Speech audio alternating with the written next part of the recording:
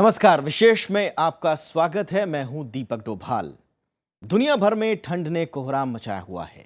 चीन में गर्म पानी कुछ ही सेकंड में जम रहा है, तो कहीं नदियों की नदियां बर्फ की सख्त चादर में तब्दील हो गई हैं। हांगकांग में 60 साल का रिकॉर्ड टूटा है, तो दक्षिण कोरिया में 5 साल बाद सर्दी की वजह से चेतावनी जारी कर दी गई है। सर्दी की मार से एशिया ही नहीं बल्कि अमेरिका भी जुदा नहीं है। यहाँ स्नो जिला का सितम बरकरार है। ठंड की दहशत इतनी है कि लोग घर से बाहर निकलने से भी कतरा रहे हैं। इसके साथ साथ विशेष में आज हम बात करेंगे भारत में देरी से आई कड़ाके की ठंड की। तो चलिए शुरू करते हैं आज की ये खास पेशकश।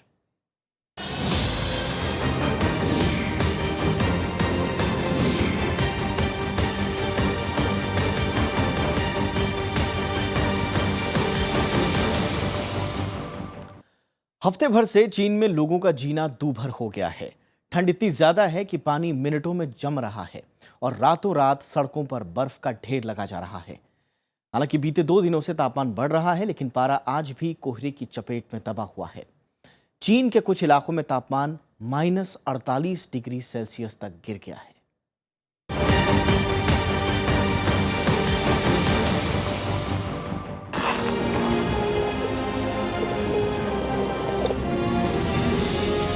इन तस्वीरों को देखिए और ठंड का अंदाजा लगाइए। खौलता पानी हवा में फैलते ही चंद सेकंड में जमकर बर्फ बन गया। टेबल पर फुलाया गया बबल देखते ही देखते जम गया। चीन में लोगों का ये पसंदीदा मुलायम फल है, लेकिन इस मौसम में कोई दांत ऐसा नहीं बना है जो इसे काट पाए। लिहाजा लोगों ने इसे हथौड़ी की तरह इस्तेमाल करना शुरू कर दिया।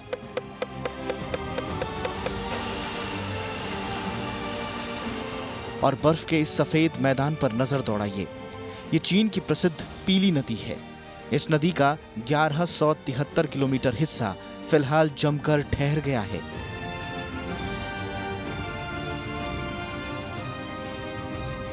截止到今天，黄河全河段封河的总长度是1173公里，刘陵的河段还有1267公里，分为这个上中下3个河段。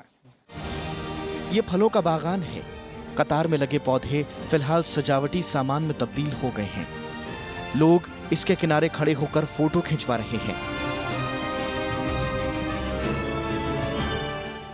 इन दिनों चीन में जगह जगह ऐसे नजारे देखने को मिल रहे हैं। कई जगहों पर लोगों का जीना मुहाल है, लेकिन सैलानियों के लिए ये मौसम मस्ती का बन गया है।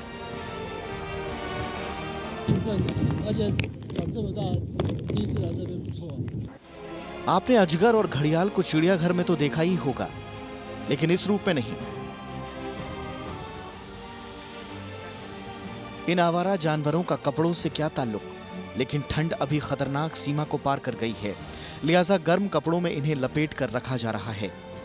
जिन्हें कपड़े नहीं पहनाए गए वो कांप रहे हैं। खुले आसमान में रहने वाले बंदरों को हीटर से लैस कमरों में रखा गया है। पूर्वी चीन में हालात इतने खतरनाक हैं कि सरकार को ऑरेंज अलर्ट जारी करना पड़ा। समूचा चीन अभी कोहरे और बर्फ से पटा हुआ है। जिन इलाकों में बर्फबारी थमने का नाम नहीं ले रही, वहां स्कूलों और दफ्तरों में छुट्टी दे दी गई है। लोग घर से बाहर निकलने से कतरा रहे हैं। यहां तक कि बर्फ में पलने वाली पेंगुइनें भी बंद कमरों में करतब दिखा रही हैं। Bureau report, Rajya Sabha TV. 60 साल में सबसे ठंडा दिन। जी हां, खबर हांगकांग से है, जहां के बाशिंदों ने 6 दशक बाद इतनी कंपन का एहसास किया। ठंडी हवाएं चल रही हैं, तापमान गिरता चला जा रहा है। अब ऐसे में लोगों के पास ठिठुरने के अलावा क्या बचा?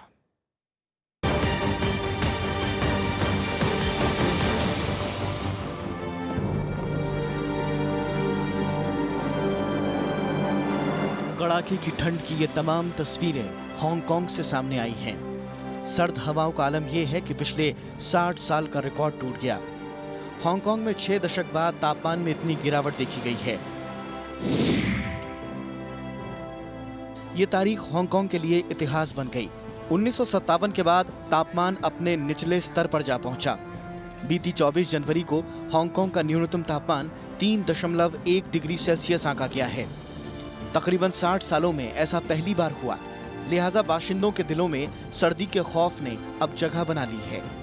哎呀，今天是过冬来第一天最冷的天气，实在受不了。有点神奇，就是香港也会有这么冷的一天。 शहर में ठंड का डबल अटैक हुआ तो फौरन सरकार ने प्राइमरी स्कूलों को बंद करने का ऐलान कर दिया।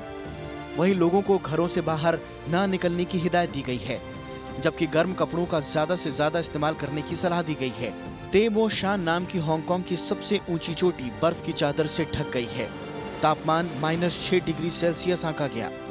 एहतियात बरतते हुए सरकार ने रैन बसेरों का इंतजाम किया, जहां लगभग सभी प्रकार की मूलभूत सुविधाएं जरूरतमंदों के लिए मुहैया कराई गई हैं। हालांकि बावजूद इन तमाम एहतियातों के अब तक तकरीबन 85 लोगों में हाइपोथर्मिया के लक्षण पाए गए हैं, जिसमें से 43 लोगों को अस्पताल में दाखिल किया गया है। 係因為其實都有需要嘅，因為其實凍到咧，周圍都有啲意外啊，行山都唔俾行到，因為香港都好少凍到咁樣嘅，係啊，所以停課都有需要嘅。 पहले के रिकॉर्ड की बात करें तो फरवरी 1957 में तापमान 2.4 डिग्री सेल्सियस तक भी पहुंच गया था, जबकि हांगकांग वेधशाला के अनुसार अब तक का सबसे सर्द मौसम जनवरी 1893 में आया था, जब तापमान 0 डिग्री सेल्सियस पर पहुंच गया था। Bureau report, Rajya Sabha TV. Hong Kong का ये हाल है तो दक्षिण कोरिया भी सर्द हवाओं से अछूता नहीं है। यहाँ 5 साल में पहली बार ठंड के लिए सरकार ने अलर्ट जारी किया है।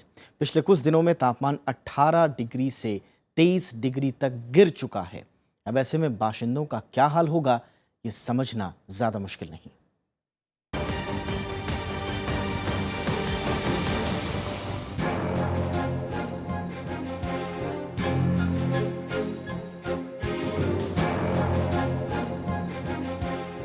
ये तस्वीरें दक्षिण कोरिया की राजधानी सियोल की हैं। यहाँ पिछले कुछ दिनों में मौसम ने ऐसी करवट बदली कि सरकार को मजबूरन सर्दी का अलर्ट जारी करना पड़ा। ये अपने आप में रिकॉर्ड है, क्योंकि 5 साल बाद ऐसा मौका आया जब सरकार को चेतावनी जारी करनी पड़ी है।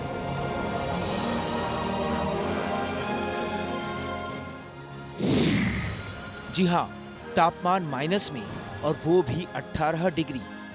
जरा सोचिए, ठिठुरन का अंदाजा क्या होगा।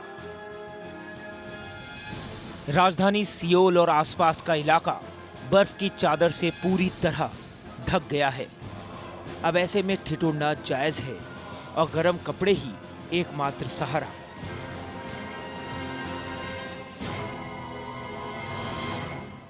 오늘 너무 춥네요. 어제보다 기온이 많이 내려가는 것 같아요. 내일부터는 빨리 풀렸으면 좋겠어요. 오랜만에 일요일이라서 나와서 데이트하려고 그러는데 몇 년 만에 한파경보 떠서 체감온도가 23도인가 영하로 내려갔다 그러더라고요. 그래서 얼른 추워서 따뜻한 데로 들어가야겠어요. दरअसल इस मौसम में अमूमन यहाँ -10 डिग्री से -13 डिग्री के आसपास तापमान रहता है, लेकिन पिछले कुछ दिनों में -15 डिग्री पारा गिरने की वजह से सरकार को अलर्ट जारी करना पड़ा। इससे पहले 2011 में ऐसा हुआ था, जब मौसम -15 डिग्री से भी नीचे लुढ़क गया था और सरकार को एहतियातन अलर्ट जारी करना पड़ा था। Bureau report, Rajya Sabha TV. पूर्वी एशिया के ज्यादातर देश इस बार भयानक ठंड की चपेट में हैं। वियतनाम में 25 जनवरी को बीते 4 दशकों का सबसे ठंडा दिन देखा गया। आमतौर पर इस वक्त वहां का औसत तापमान 15 डिग्री सेल्सियस होता है, लेकिन 25 जनवरी को पारा 0 से 4 डिग्री नीचे तक लुढ़क गया। ऐसे में किसान खस्ता हाल हो गए हैं।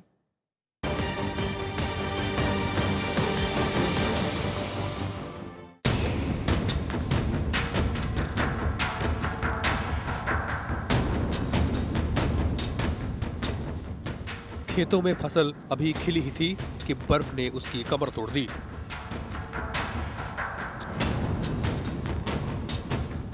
वियतनाम के ज्यादातर शहरों में ये मंजर आम है।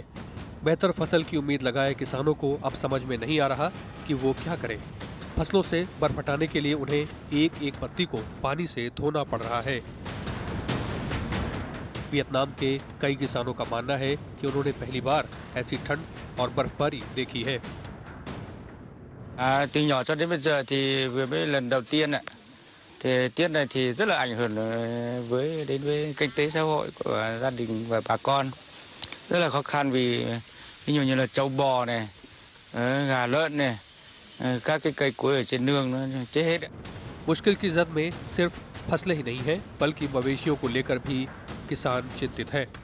जानवरों को गर्म कपड़े और अलाव का सहारा दिया जा रहा है। खेत और घर से लेकर सड़कों तक फैली बर्फ की चादर ने रोजमर्रा के जीवन को अस्त व्यस्त कर रखा है। चीन से सटे उत्तरी वियतनाम में तो हालात और भी बदतर है। वहाँ अलग अलग इलाकों में कई लोग ठंड में फंस गए हैं। Cái khó khăn của cái việc phân luồng làm trật tự đây thì khách du lịch đến rất là đông và lượng vừa đi vừa về làm ách tắc giao thông mà lượng tuyết rất dày nên là rất là khó. Vietnam के खेत अभी बर्फ में दबे दिख रहे हैं और इसी बर्फ तले किसानों की उम्मीद भी दबती जा रही है। Bureau report, Rajya Sabha TV. तो आपने अभी देखा कि कैसे एशिया के कई इलाके, खासकर पूर्वी एशिया के इलाके कड़ाके की ठंड झेल रहे हैं। लेकिन इस ठंड की वजह क्या है, ये दिखाएंगे आपको एक छोटे से ब्रेक के बाद। आप देखते रहिए विशेष।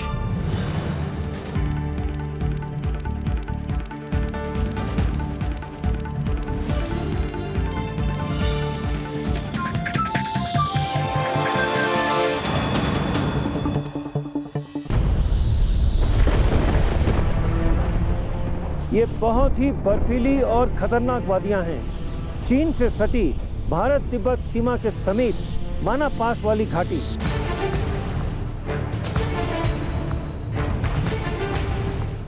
यहां पर पहुंच पाना कोई आसान बात नहीं है, पर सिवाय एक के, भारत तिब्बत सीमा बल के वीर जवानों के।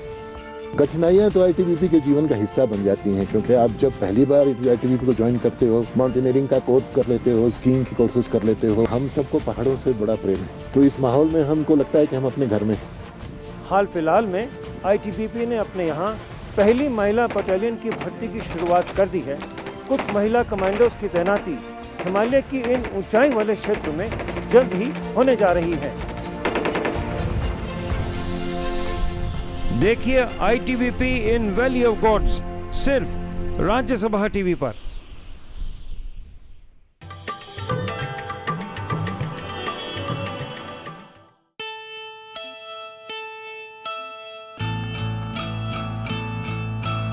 लद्दाख का चुंबकीय पहाड़, लेह से करीब 30 किलोमीटर दूर, लोहे से बनी हर चीज को अपनी ओर खींचता है ये पहाड़। फिर चाहे वो हवाई जहाज हो या फिर कार, काफी ऊंचाई तक है पहाड़ की चुंबक का असर, इसीलिए दूर ही उड़ान भरते हैं जहाज। पूरी दुनिया में मशहूर है ये कहानी। इस अजब मैग्नेटिक क्षेत्र को महसूस करने हर साल यहाँ आते हैं हजारों सैलानी।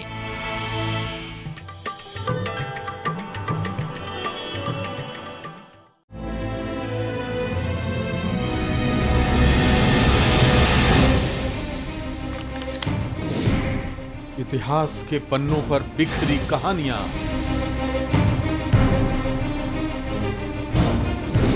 व्यवहार इतिहास से पता नहीं चलता, व्यवहार उपन्यासों से और कहानियों से पता चलता है। इन कहानियों के अनोखे किरदार। वर्मा जी हर चीज के मास्टर, जितने बड़े शिकारी, उतने ही बड़े लेखक, उतने ही बड़े संगीतज्ञ, उतने ही बड़े पहलवान। किरदारों पर चलती है कलम धारदार। ऐतिहासिक उपन्यास में या तो इतिहास मर जाता है या उपन्यास, पर वर्मा जी के उपन्यासों में दोनों चीजें एकदम जीवंत मिलती हैं। देखिए विरासत में पहली बार वृंदावन लाल वर्मा का रचना संसार, सिर्फ राज्यसभा टेलीविजन पर।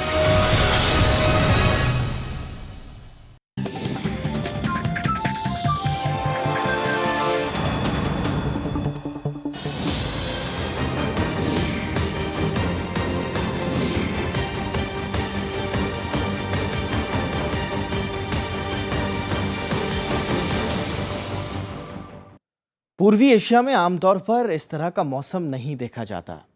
आम लोगों के लिए ये भले ही अचरज की बात हो, लेकिन मौसम वैज्ञानिक इसे सामान्य घटना बता रहे हैं। आइए देखते हैं कि पूर्वी एशिया में अचानक पड़ी इस ठंड के पीछे क्या वजह है।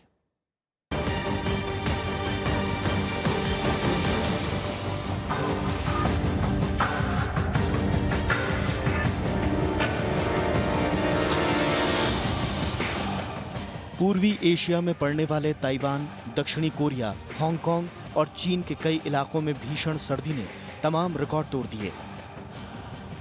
इस ठंड के चलते कई लोगों को जान तक गंवानी पड़ी। सबको हैरत में डालने वाली इस सर्दी ने सबको चौंका दिया। लेकिन जानकारों की माने तो 15 जनवरी के बाद से उत्तरी ध्रुव में बना उच्च दबाव का क्षेत्र इसके पीछे बड़ी वजह है। यहाँ घूमती पछुआ पवनों ने पहले पूर्वी अमेरिका और यूरोप के मौसम को तेजी से बदला और अब ये पूर्वी एशिया में मौसम को बदल रही हैं। जो उत्तरी गोलार्ध है, उसके जो उत्तरी ध्रुव खास तौर से और जो आर्कटिक महासागर का क्षेत्र है, वहाँ एक उच्च वायुदाब का क्षेत्र बनता है। जब भी ऐसा होता है तब जो पछुआ हवाएं हैं जो उत्तरी गोलार्ध में निर्बाध घूमती रहती हैं, उनकी तीव्रता में और उनके अंदर जो सिस्टम बनते हैं, वेव्स बनते हैं, जिसके कारण कि यूरोप और अमेरिका में एक्सट्रीम वेदर हुआ, बहुत तापमान में कमी आई।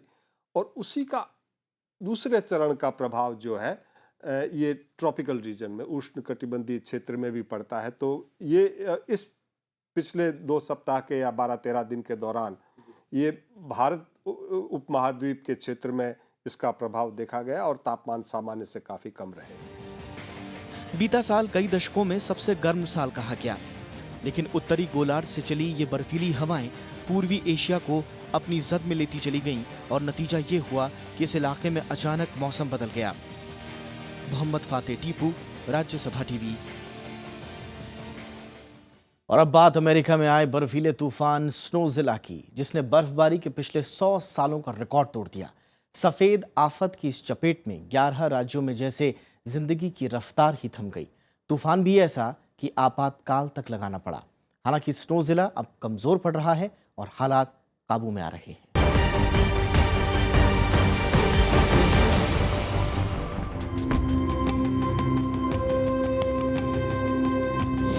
सर्दी का सबसे बड़ा सितम, बर्फीले तूफान का सबसे बड़ा कहर, सदी की सबसे बड़ी सफेद आफत। ये जिक्र है अमेरिका के पूर्वी तट पर फेंककर बर्फीले स्नोजिला तूफान का, जिसकी चपेट में अमेरिका के 11 राज्यों में वॉशिंगटन डीसी, उत्तरी Carolina, Tennessee, Maryland, Virginia, New York, Philadelphia, New Jersey, Pennsylvania, Kentucky, Georgia में जनजीवन बुरी तरह अस्त व्यस्त हो गया। कई जगह 30 इंच से ज्यादा मोटी बर्फ की चादर जम गई। 100 सालों में अमेरिका ने ऐसी तबाही न कभी देखी न कभी सुनी। मीलों तक फैली बर्फ की मोटी चादर। मौसम का सितम कुछ ऐसा कि क्या सड़कें, क्या मकान, क्या कारें, बर्फ की आगोश में सब कुछ थम गया। जिंदगी ठहर गई। सफेद आफत का मंजर कुछ ऐसा कि आसमान से ली गई तस्वीरों में फिलाडेल्फिया कुछ ऐसा नजर आया। जहां तक नजर जाती सिर्फ बर्फ ही बर्फ नजर आती है। स्नोजिला के कहर के चलते 11 राज्यों में आपातकाल तक लगाना पड़ा। I looked out the window and my car wasn't there, so that was interesting. अब जरा अमेरिका की राजधानी वॉशिंगटन डीसी में मौजूद व्हाइट हाउस की इन तस्वीरों को देखें। देखते ही देखते सफेद आफत ने कैसे इसे अपनी चपेट में ले लिया।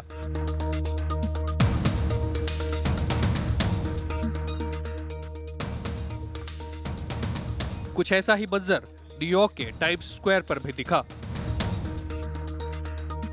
स्नोजिला तूफान से शुक्रवार और शनिवार को अमेरिका में 8.5 करोड़ लोगों की जिंदगी की रफ्तार जैसे जम सी गई। 7,500 से ज्यादा उड़ानें रद्द करनी पड़ी तो स्कूल, कॉलेज, दफ्तर सब कुछ बंद करने की नौबत आ गई। अमेरिकी स्पेस एजेंसी नासा की अंतरिक्ष से ली गई तस्वीरों में भी अचानक आई इस तूफानी आफत को देखा जा सकता है। तूफान की वजह से 20 से ज्यादा लोगों की मौत हो गई। ज्यादातर मौतें सड़क हादसों की वजह से हुई। 11 राज्यों में करीब 1.5 लाख घरों में बिजली गुल रही। लोगों को खासी दिक्कतों का सामना करना पड़ा। We've seen snow in New York. This is not. I'm amazed that it's so clean right now. Of course, we're disappointed that the show was canceled last night. Dinner was canceled last night. Our train today at 2 o'clock was canceled for some unknown reason. So we're going as early as possible to make sure we get something. इस नौजिला तूफान के कमजोर पड़ने के बाद आम जीवन धीरे धीरे पटरी पर लौट रहा है। बाधित हुआ हवाई यातायात भी सामान्य हो रहा है। इस नौजिला प्रभावित राज्यों में अब बड़े पैमाने पर राहत और बचाव का काम किया जा रहा है। आइस मेल्टिंग मशीनों की मदद से सड़कों और मकानों की छतों पर जमा बर्फ निकाली जा रही है। Because of the amount of snow that we're dealing with, we're also planning to melt some of the snow. So we do have 2 snow melters that will be coming in. We'll be setting up and firing up hopefully on tomorrow to start to melt the snow, and we may not have to dump into the harbor.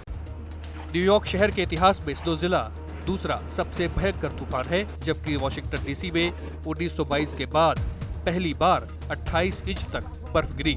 इससे पहले यहाँ 2010 में करीब 18 inch तक हिमपात हुआ था। इस नौजिला तूफान की तबाही में अब तक करीब 6,500 करोड़ रुपए का नुकसान हो चुका है। अमिताभ अरुण दुबे, राज्यसभा टीवी। और भारत में इस साल ठंड ने देरी से दस्तक दी। शुरुआत में यह लग रहा था कि ठंड या तो आएगी ही नहीं या फिर आएगी तो सताएगी नहीं, लेकिन जनवरी आते आते ठंड ने अपना प्रकोप दिखाना शुरू कर दिया।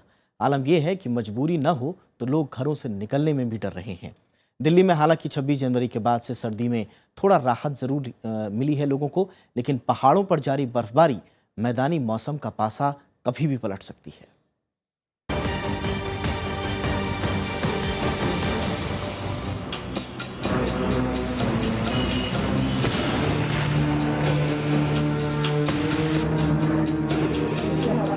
इन तस्वीरों में आप ठंड से ठिठुर रही उत्तर भारत की जिंदगी का अंदाजा लगा सकते हैं। मैदानी इलाकों में सुबह कोहरे ने रफ्तार थाम दी है तो दिन में सूरज के दर्शन बमुश्किल हो पा रहे हैं।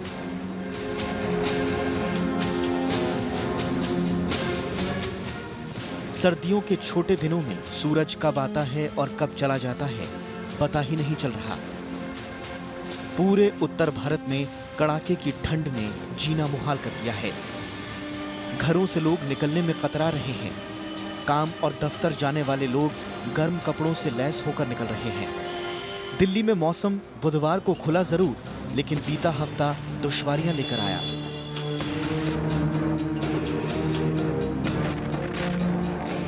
मौसम की मार आम जिंदगी पर ही नहीं बल्कि हमेशा की तरह यातायात पर भी पड़ी है। पूरे उत्तर भारत में शीतलहर और कोहरे का असर 100 से ज्यादा ट्रेनों पर पड़ा। 50 से ज्यादा ट्रेनें रद्द करनी पड़ी, जबकि इतनी ही देरी से चली। आज भाई बहुत ठंडा, आज बहुत दिन से और दिन से ज़्यादा आज ठंड हो रही है। गाड़ी लेट है, बाहर 14-15 घंटे लेट है। 2-3 घंटे से बैठा हूँ यहाँ पे। दिल्ली से थोड़ी ही दूर वाराणसी में भी यही हाल है। सड़कें सूनी हैं और मजबूरी में बाहर निकलने वाले लोग जगह जगह अलाव का सहारा लेकर ठंड से बचने की कोशिश कर रहे हैं। इस समय ठंडा तो बहुत ज्यादा दिख रही है और ठंडा बहुत ज्यादा है।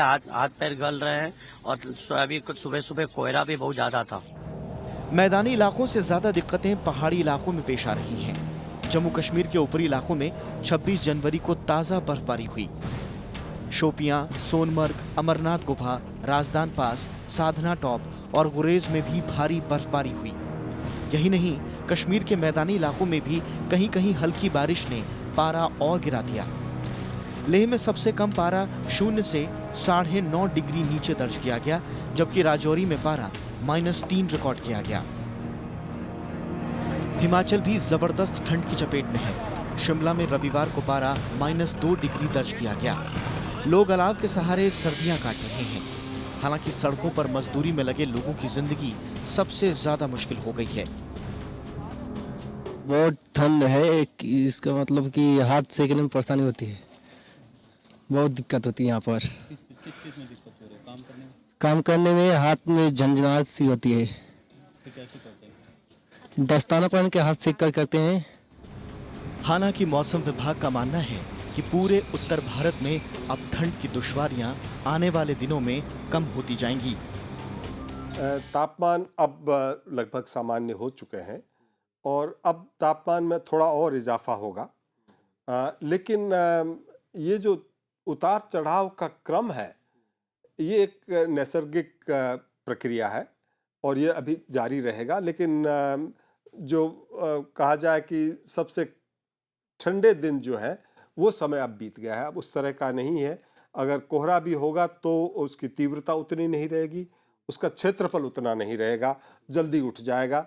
और तापमान दिन के भी और रात के भी, ये भी दोनों जो है अब धीरे धीरे बढ़ने लगेंगे।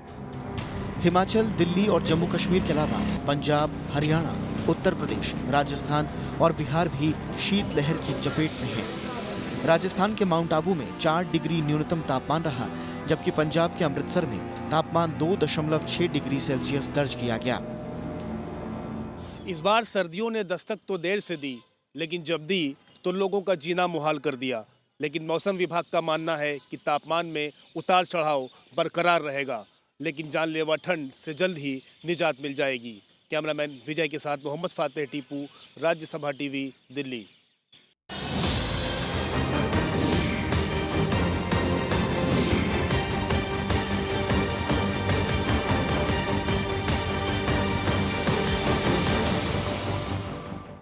विशेष में आज इतना ही। आप देखते रहिए राज्यसभा टीवी।